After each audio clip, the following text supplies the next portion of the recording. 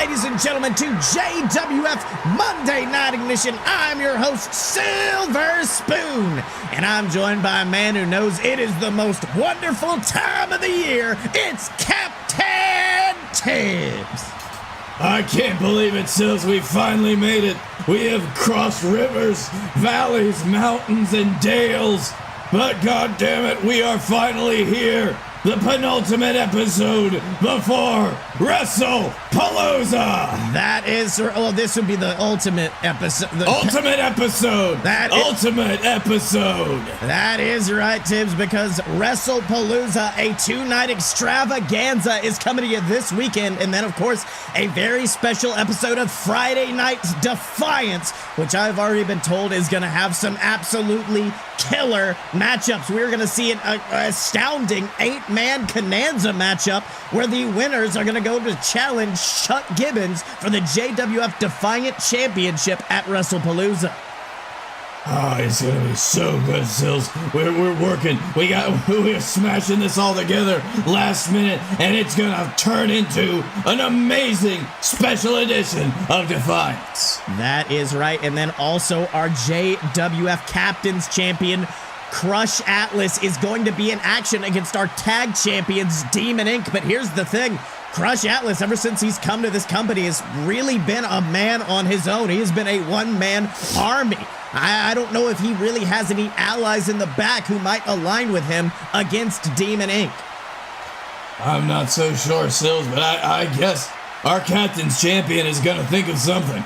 That is right, but for right now, and luckily for the final time before Wrestlepalooza, the man known as Lawrence Whitney is in the ring with the entire Whitney family, and we know they have all got some big matchups coming up. Demon Inc. versus the BS and the VWO in a triple threat TLC match, which was an amazing announcement. And then, of course, Ghazi fighting Atlas for the Captain's Championship. The Whitney family has a lot of fingers and a lot of pies, Tibbs. And those fingers are dirty and covered with you don't want to know. That is right, but why don't we go down and hear what the manager of managers, Lawrence Whitney, he paid me to say that, has to say. Wrestlepalooza 5 is just days away from gracing your television screens, ladies and gentlemen, and that means we are just days away from the Whitney family just vacuuming up all the gold that this company has to offer. But before we do that, I just want to reminisce a bit. I want to take a little trip back to last year. A trip back to before the Whitney family was even a twinkle in my eye. And where were these men standing behind me? Of course, Demon Inc., these were two young men who were quite simply a laser beam of success shining through the developmental division, and all they needed was a man to point them in the right direction. And now this Sunday, they are fighting legends of the JWF Tag Team Division. The VWO, a tag team that, frankly, Demon Inc. have been waiting to get their hands on for nearly a year now. And then, of course, the BS. Two men who said they'd always have Demon Inc.'s back. Their very own mentors, teachers, are seeking to embarrass them on the biggest stage of them all, and yet you people applaud the BS. Two men who a year ago asked the question, who the hell can stop Demon Inc.? And they're gonna learn this Sunday that the answer is, you can't. And then there's Ghazi. And you know, I'd say that Nightmare's life was, well, anything but a dream before Lawrence Whitney came along. Just the fines for the chair shots to the back of the head were putting the poor kid out of house and home. He needed a guiding hand to take those little problems and toss them to the side. And this weekend at Wrestlepalooza, he's facing a man who never had to deal with those problems. A man who was cherry-picked by the gods to hold that JWF Captain's Championship. A man who could break 1,000 ribs and cause 1,000,000 concussions and still earn 1,000,000 Rookie of the Year awards. He's a man who never had to deal with consequences. Well, I'll tell you now, Atlas. The consequences are finally gonna catch up to you when you come face to face with my nightmare. And to get you a little preview of that punishment, Crushy Washy, I've got a little proposal for you. This Friday, on the very last episode of Defiance before Wrestlepalooza, I'm gonna send these two men, Demon Inc., to the ring. And they're going to wait for you and whatever fool decides to stand by your side to get into the ring for a tag team match. And if you don't come out to that ring crush, believe me, Demon Inc. has no problems walking to the back, breaking down the door to your locker room, and punking you out there instead, boy. Because this weekend, it's the weekend of the Whitney family. And I'm not about to let any of you ruin that. Well, Tibbs, Lawrence Whitney, most certainly... Still don't think he's okay. He is not okay. He is most certainly on edge, but you gotta think he is a man with everything to lose this weekend. If the Whitney family walks out goldless, that could be a huge embarrassment for the man known as Lawrence Whitney, a guy who has essentially been using championships to continue his appearances on television.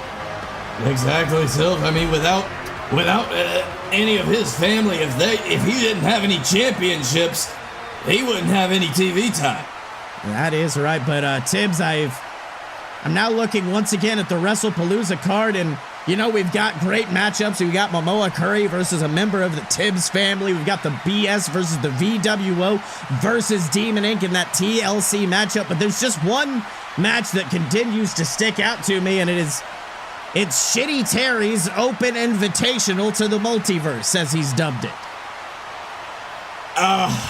No, I took that off, remember? Tibbs, I'm looking right here. It is still on there. You're fucking kidding me. Oh, wait, hold on. I can just erase it. I'll erase it, and, Okay. Oh, it's back. Is it?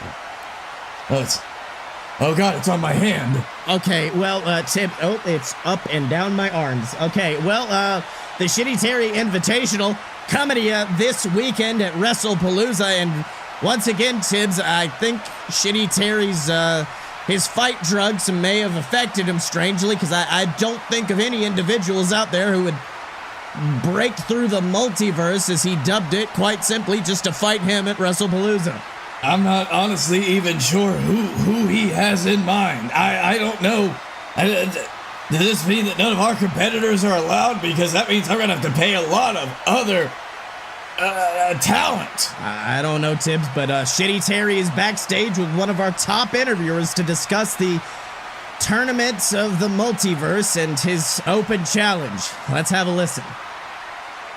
Hello everybody, Honey Pot makes so long and thanks for all the fish, back here with the man known as Shitty Terry, who is once again promoting his Shitty Terry Invitational match for Wrestlepalooza, yes.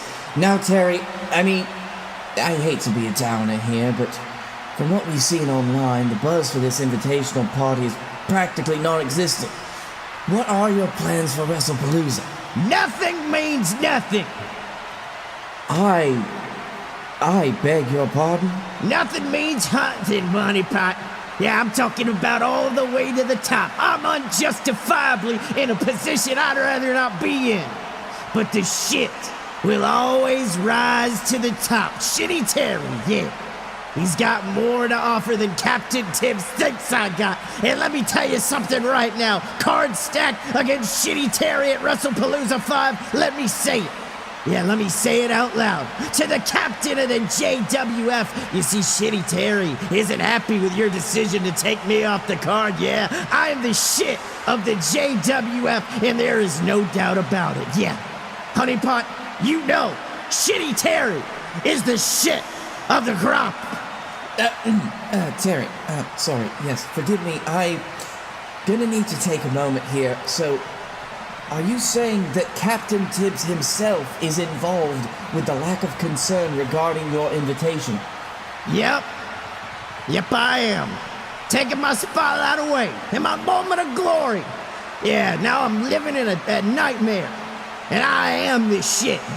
And now, not only must my spot at Wrestlepalooza fall, but the World Heavyweight Championship, because Hulk Hogan, I am the shit. Yeah, I am the shit of the crop, and there is no one who does it better than Shitty Terry. On balance, off balance, doesn't matter. I'm better than you, Hulk Hogan. And I'm talking to everyone in the JWF, and I'm even talking to Captain Tibbs, yeah. Shitty Terry is on his way to Wrestlepalooza. It ain't nobody gonna stop me. Because nobody can handle the power of Shitty Terry, the shit of the crop, and nobody does it better. Okay, so this is happening, I guess. The multiversal collision course between Shitty Terry and whoever shows up is gonna be happening at Wrestlepalooza. I hope that it is no individuals named in his promo, which that was... he just stole it, didn't he? That was blatantly, That was a blatant ripoff. I told him earlier that, hey Terry, if you're gonna do a promo or anything, make sure to script it. That's something I've always told him. Like, don't go off the cuff. Make sure to have something written down. And I think he tried to write something down and then just copy and pasted someone else's homework and changed some words around. Yep, that's pretty much what we saw here. That would be popped in any learning institution for blatant plagiarism. He just replaced cream with shit. Oh wait, hold on a second, Tibbs. We gotta cut back. I've been told Terry's got something else to say. Let's go back. Okay. No, why is the camera back on? Hard times are when the textile workers around this country are out of work. They got 5 kids, 4 kids, can't pay their wages.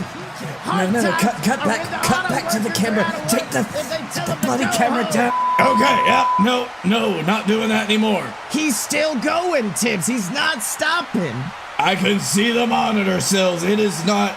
I tried to change the channel away, and it's still here. All right, Tibbs. Let's move on. And Tibbs, what's this static? Is he taking over? Is he taking over the broadcast? You sit there and you thump your Bible and you say your prayers, and it didn't get you anywhere. You talk about your Psalms. You talk about John 3:16. Well, Terry 3:16 says, I just shit your ass. Tibbs, he can't keep doing this. Okay, hold on. I'm gonna have to use my super producer powers for this one. I have to overwrite Terry for a moment. I can't hold him forever, but I can hold him for the rest of the episode. All right, Tibbs, you use that power up. Don't use too much. You got a big matchup, possibly 2 coming this weekend. But another man who has a big matchup is our champion himself, the man known as the Dylan. And you know, Tibbs, the thing about the Dylan, a lot of our competitors, when they become champion, they almost try to become the character that a champion is. I mean, Scotty Moore infamously spent most of his reign out drinking, partying, living what he considered a champion lifestyle. Meanwhile, the man known as the Dylan, no such big grandeur, nothing really inflating the ego. Ever since he's won that title, he spent the majority of his time in training camps. And that is why I think he is going to be a dangerous competitor this weekend, especially for his opponent, the man known as the JWF. Exactly, Sills. I mean, the Dylan has embodied the championship in a way we've rarely seen anywhere. The Dylan only appears when there is a worthy competitor. The Dylan, he knows everything that goes on in JWF now, but he'll only deign to open the doors of his training camp when someone truly special comes along. That is right, and the man known as the JWF is looking to be that special opponent. I mean, but he also is walking in with a disadvantage. The Dylan's going to come into that match fresh. The JWF is going to be fighting in the finals of the J1 tournament earlier in the night. The chips are most certainly down for the man known as the JWF.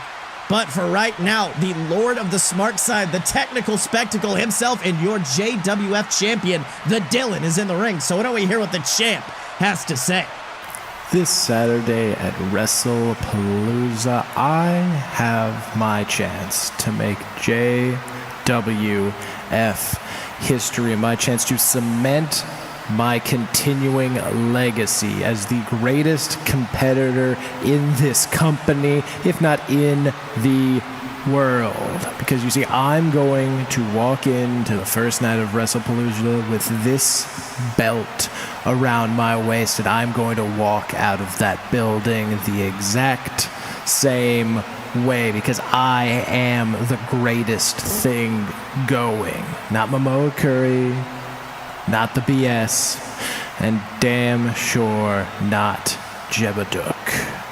But I don't want to be all negative regarding my opponent. He's been putting on one hell of a performance in the last month or so. I saw your victory in the J1. I've seen what you can do, and I hope you're ready to bring every ounce of that into the ring against me, because I am bringing everything I have against you. But you see, before that, Jeb, before I try to make history, both for myself and this company, I need to test myself one more time. I need to purify myself through competition before the greatest night of my life. And to do that this Friday, on a very special edition of Defiance, I am putting my title on the line against the man I beat for it in the first place. The God of Law, the Sea, and JWF. My first opponent, Mamoa Curry. The only man in this company, well, maybe the world, that I consider to be kind of on my level. But you need to understand, Jeb, I'm not going to leave you high and dry. I'll let you get a tune-up in as well with somebody on your level. But we'll just have to tune in and find out about that. Wow, Tibbs, if you want to talk about some landmark announcements, the Dylan just made one, because this Friday on a very special episode of Defiance, the champion is going to make his first appearance, and he's called out, of all people, the god of the JWF himself, Mamoa Curry. Oh, Sills, shades of Wrestlepalooza 1 right now. The Dylan just wants one last crack at Mamoa Curry. He could call it in whenever he wants. Let's not forget Los Trios Tangos 2017. The Dylan and Mamoa Curry went toe-to-toe in what at the time many considered to be a retirement match. Of course, Mamoa Curry came back a couple of months later to battle The Undertaker, of all people, at Wrestlepalooza, but for the longest time, the Dylan was the man who ended the career of Mamoa Curry. And you know he wants to keep that up this Friday on Defiance, but then also he announced that JWF is going to have some sort of secret opponent who Dylan claims to be on the level of the JWF, but who knows who that could be. Only one way to find out, and that's to watch Defiance this Friday.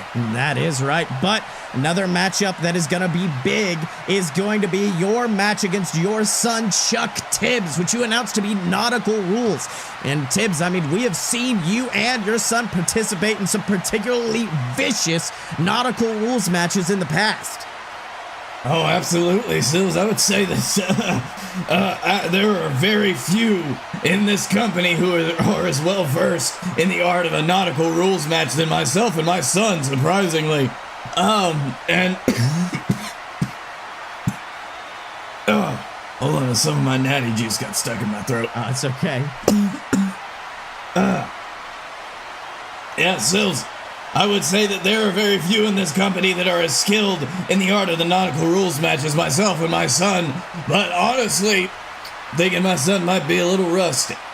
That is right, but he does have the giant known as Robert Hill at his side, but I've been told Robert has some different plans for this weekend. So why don't we go backstage with Robert and Chuck to hear what they've got to say about Wrestlepalooza weekend. Let's have a listen. Ladies and gentlemen, Tom the Don McDonald backstage here with a man who is set for a high-profile match this Saturday against his own father, Chuck Tibbs, and of course his associate, the King of the Hill himself, Robert Hill. Now, gentlemen, what brings you here this evening? Hammerman! What brings me here is Hammerman! That masked little freaky asshole who's disrespected the great Chuck Tibbs and myself every moment that he could. Whether it was cheating his own way towards victories or embarrassing this great man, Chuck Tibbs, on what is supposed to be the greatest night of his career. That hammer fuck has been nothing but a thorn in the side of Robert Hill, and I intend to put a stop to it on Friday's episode of Defiance. And this time, Hammerman, Robert Hill's gonna be living under nautical rules. I see. And on to your partner, Chuck. You are on the precipice of what might be the most important weekend of wrestling in your life, and given your history, that is certainly saying a lot. A nautical rules match against your father, and if you could win that, you get the opportunity to face Mamoa Curry in his final match. How are you feeling ahead of such a momentous weekend? You know, first of all, I'm feeling pretty pissed off at your pathetic attempt to try and downplay me and who I am, McDonald. Don't think I didn't miss that, okay? Did my dad put you up to that, huh? You were talking pretty big about how this was a big deal this weekend, trying to get me to choke, huh, McDonald? Is that what you're up to? Is that what you're trying to get me to do?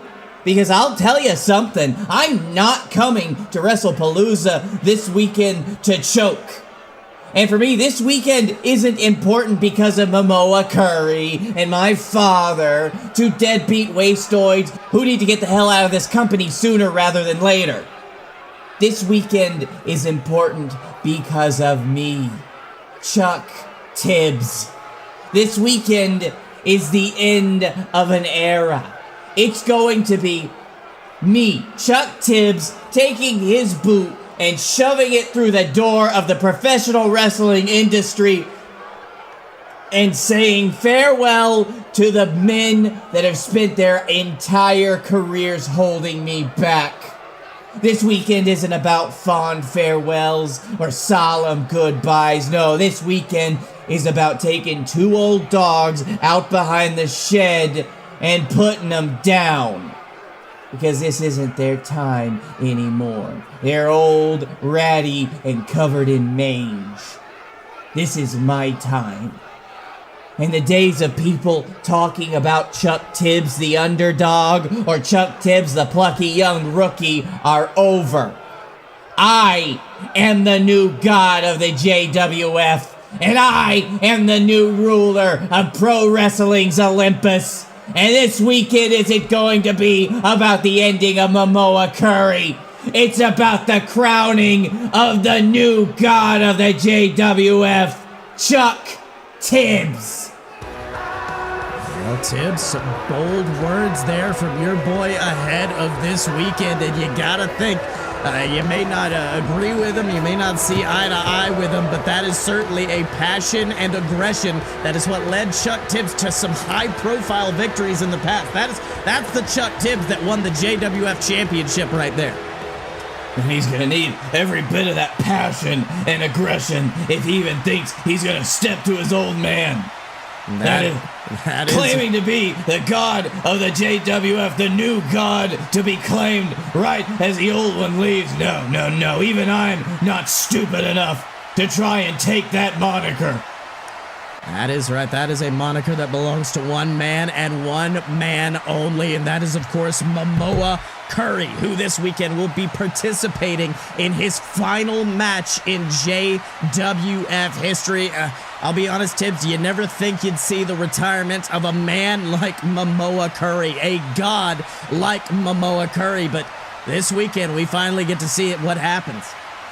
And I'm gonna be honest, Sills, I never thought I'd see this day because I thought Mamoa Curry would long outlast me. But the fact that he has decided to hang it up like this, it's going to be a strange new world of the JWF the day after Wrestlepalooza. Let me just put it that way. That is right. And of course, we know he's going to have that epic matchup against either you or your son. Whoever walks out of that matchup will face Mamoa Curry. But for tonight, it is not about the brutality. It is not about the violence. It is about celebrating a lengthy career of this man known as Mamoa Curry, who is in our ring right now. So why don't we hear what the god of the JWF has to say for the last time.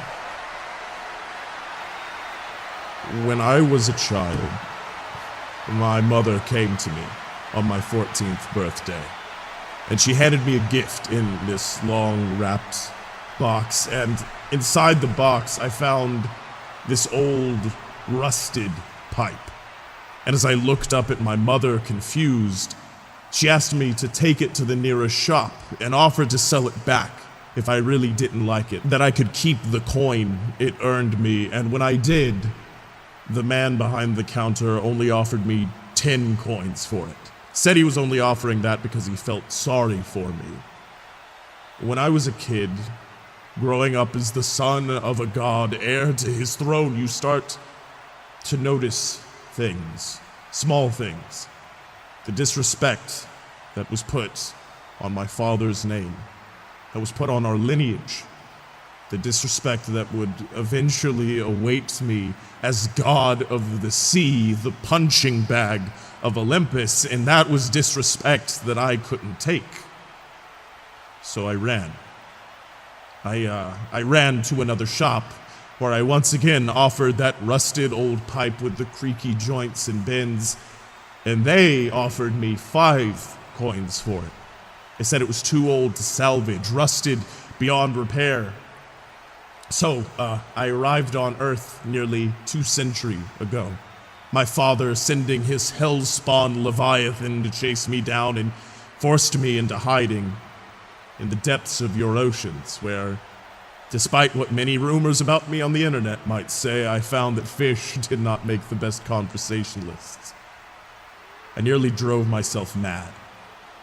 As I went to my mom and I asked her why. Why had she sent me around town with this old pipe only to get offers of pocket change from the shopkeepers? And she smiled at me before taking that pipe and casting it off into a fire. Casting it away. Is how I felt. Cast away to the depths of your oceans, only your marine life to keep me company. I nearly went insane until one night I heard the Leviathan coming in close, and I knew I had to act. And when I arrived, I found the most beautiful sight waiting for me. Inside that fire, the metal of the pipe began to glow a hot white, and the rust began to burn off before my very eyes. You see, the shopkeepers had told me this pipe couldn't be forged, and yet here it lay, glowing white and surviving the excess heat of the bellows. It was impossible. And that's what I thought when I saw that young ship captain standing alone in the wake of the Leviathan's destruction. No one had ever survived the onslaught of my brother before, but yet here was a man, and nay, several men who had survived, all thanks to the efforts of that ship's captain. And we would remain friends ever since, and together we would create my new home, my new Olympus, my heavens. I thought to myself as my mother pulled that pipe away from the coals. And as she held it up, it cooled as a breeze blew by, and it revealed that 'twas no rusted pipe I had been holding, but one of my father's first tridents. It was the first one he had received as a boy, and now it was passed on to me. That legacy, that lineage, that pressure. It was the first thing that ever made me really feel like a god. And the second thing was hearing all of you chant my name. Every single year, the JWF grew, and our fans grew, and the captain and I fought every single night we could across the ring, side by side. It didn't matter. And for once in my life, thanks to all of you, I felt like the god I am. I felt like the god that Olympus needs me to be. I felt like I could do it. I felt right. But something was still wrong. So I asked Mother again, why did I need to carry Father's trident across town? And she looked at me with that smile that I could still see, rubbing away a bit of that rust before saying, because the only way the world will know what you're worth is to let them see you shine. And for the past 5 years and longer than that, you have been letting me shine every single time I walk out into this arena. You have been letting me do what I do better than anyone else, and you people made me feel like the god I am. But now,